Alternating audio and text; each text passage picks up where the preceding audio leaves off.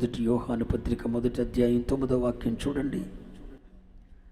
మొదటి యోహాను పత్రిక 1వ అధ్యాయం 9వ వాక్యం.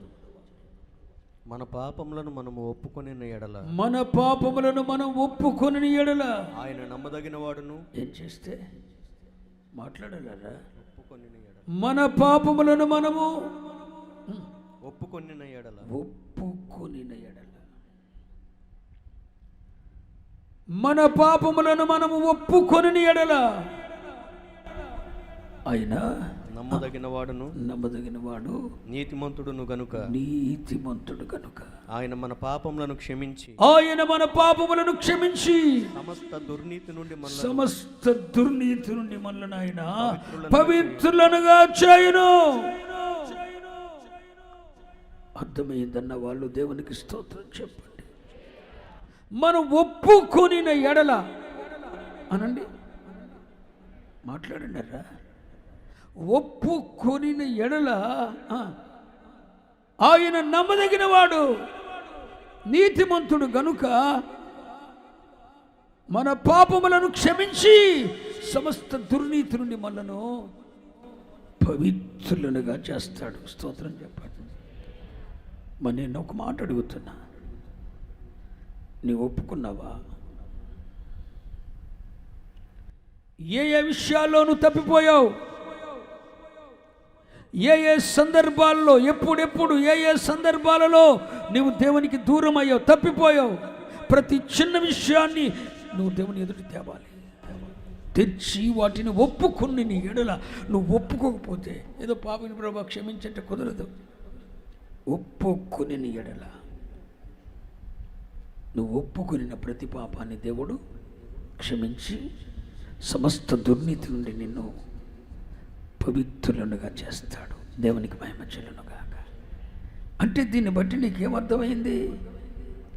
ఇప్పటి వరకు నువ్వు ఏ పాపాన్ని అయితే ఒప్పుకోలేదో ఆ పాపం, మాట్లాడినారా, క్షమింపబడలేదు. నువ్వు ఒప్పుకొనని పాపం క్షమించబడలేదు. నువ్వు ఒప్పుకొనిన పాపం మాత్రమే క్షమించబడింది. దేవునికి మహిమ చెల్లునుగాక. చెప్పండి హల్లెలూయా. నువ్వు ఒప్పుకొనిన పాపం మాత్రమే క్షమించబడింది, ఒప్పుకొనది క్షమించబడలేదు. సరే, ఈరోజు ఒప్పుకున్నావు, ఒకరోజు టైం తీసుకున్నావు, ఈరోజు వాక్యం తెలిసిందిగా. ఇప్పటి వరకు అయితే తెలవలేదనుకో, నీ పాపములు ఇంకా క్షమించబడిన ఉండమని నీకు అర్థమైందిగా. వాటి కొరకు కొంత సమయాన్ని ఇచ్చించావు, కొన్ని గంటల సమయాన్ని ఇచ్చించావు, కొన్ని దినాల సమయాన్ని ఇచ్చించావు, కొన్ని వారాల సమయాన్ని ఇచ్చించావు. దేవుని సన్నిధిలో గడిపావు. గంటలు, రోజులు తరబడి నీ పాపములను గుర్తు చేసుకొని వాటిని ప్రభు ఎదుట ఒప్పుకొని కన్నీరు విడిచి, ప్రభా ఈ విషయమై నేను దోషం చేసి నన్ను క్షమించుటకు సిద్ధ మనసు గలవాడవు. మన పాపములను ఒప్పుకొని, మా పాపములు ఒప్పుకొని నువ్వు నమ్మదగిన వాడు, నీతిమంతుడు గనుక మమ్మల్ని పాపలను క్షమించి సమస్త దుర్నీతిని మమ్మలను పవిత్రపరుస్తావని వాక్యం చెబుతుంది. కనుక ఇదిగో పలానా విషయంలో, పలానా విషయంలో, పలానా విషయంలో, పలానా చోట నేను తప్పిపోయాను, చెడిపోయాను, పతనమయ్యాను, దూరమయ్యాను, నీకు ఆయాసం కలిగించాను, నా తల్లిదండ్రులను సీట్ చేశాను, ఇతరులను గాయపరిచాను, నన్ను నేనే గాయపరుచుకున్నాను, క్షమించు ప్రభువా. పలానా విషయం అని ఒప్పుకుంటే వాటన్నిటిని ఈరోజు ఒప్పుకున్నావు అనుకో, ఈరోజు కొంచెం టైం తీసుకొని ఒప్పుకున్నావు, 100% ఆ పాపములు క్షమించబడతాయి. ఆమె నేను చెప్పాను గట్టిగా. ఆ పాపములు ఒప్పుకుని ప్రతి పాపం ఏమైంది? క్షమించబడింది. ఇక ప్రభు అంటాడు, ఇక వాటిని ఎన్నడూ నేను చెప్పండి, అవి నాకు తెలుసు, కానీ నేను జ్ఞాపకం చేసుకున్నాను. నీవు నా ఎదుట నిలబడే రోజు వస్తున్నప్పుడు నువ్వేం చేసావన్నది నేను జ్ఞాపకం చేసుకోను.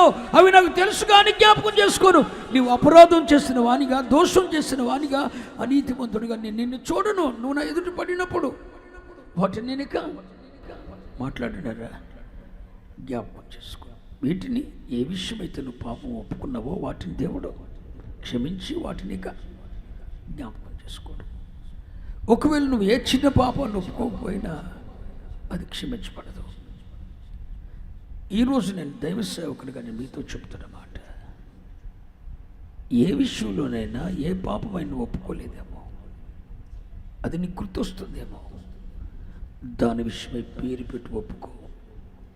ప్రభువా, పలానా విషయంలో రక్షింపబడి మారు మనసు పొందక మునుపు ఈ విషయంలో, మారు మనసు పొందిన తర్వాత ఈ విషయంలో నేను తప్పు చేశాను, ఏ విషయంలో ఎప్పుడెప్పుడు ఎక్కడెక్కడ ఏం చేశావో వాటన్నిటిని ఒప్పుకుంటే ఆయన నమ్మదగిన వాడు, నీతిమంతుడు కనుక నీ పాపములను క్షమిస్తాడు, సమస్త దుర్నీతులను పవిత్రపరుస్తాడు. ఇక నీ ఒప్పుకున్న ప్రతి పాపముని ఎప్పుడు ఆయన జ్ఞాపకం చేసుకోడు. అర్థమయ్యిందన్న వాళ్ళు ఒక మంచి స్తోత్రం చెప్పండి, ఇంకాస్తంత మంచిగా చెప్పండి.